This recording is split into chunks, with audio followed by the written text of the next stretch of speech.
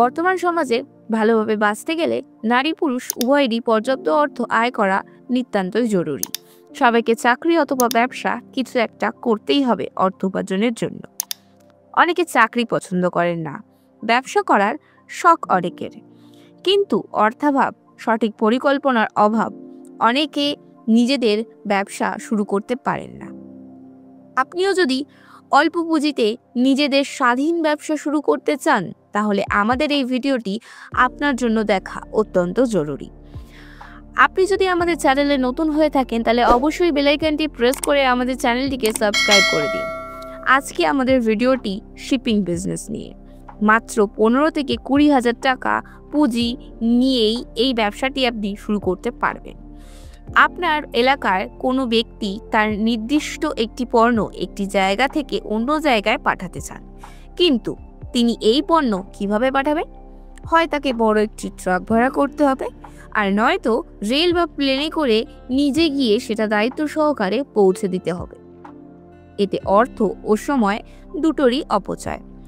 আপনি একটি কোম্পানি খুলবেন যার মধ্যে মানুষ নিজেদের পণ্য তুলনামূলক স্বল্প খরচে একটি শহর থেকে অন্য শহরে অথবা একটি রাজ্য থেকে অন্য রাজ্যে সহজেই পৌঁছাতে পারবে।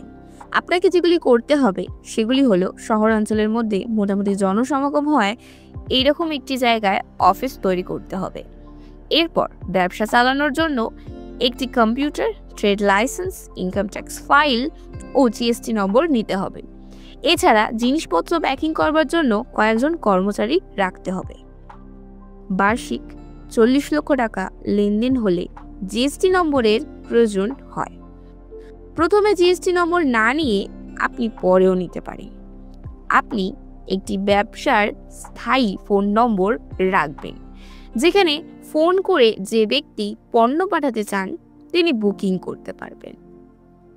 আপনি আপনার কর্মচারীদেরকে দিয়ে ওই ব্যক্তির ঠিকানা থেকে ওই পার্সেলটি আপনার অফিসে নিয়ে আসবেন।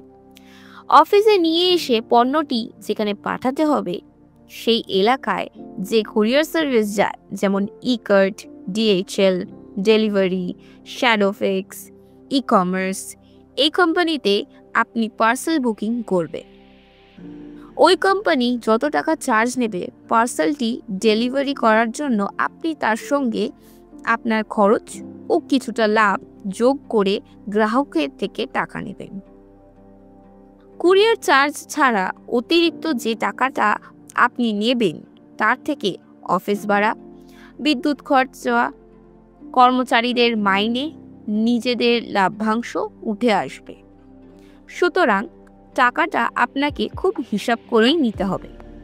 দৈনন্দিন যদি 30টা পার্সেল থেকে সমস্ত খরচ বাদ দিয়ে পার্সেল পিছু 50 টাকা রাখতে পারেন, আপনার দৈনন্দিন আয় হবে 1,500 টাকা, আর মাসের শেষে গিয়ে সেটি দাঁড়াবে 45,000 টাকায়। মাসে একটা সম্মানজনক আয় হবে এবং আপনি স্বাচ্ছন্দ্যে জীবনযাপন করতে পারবেন।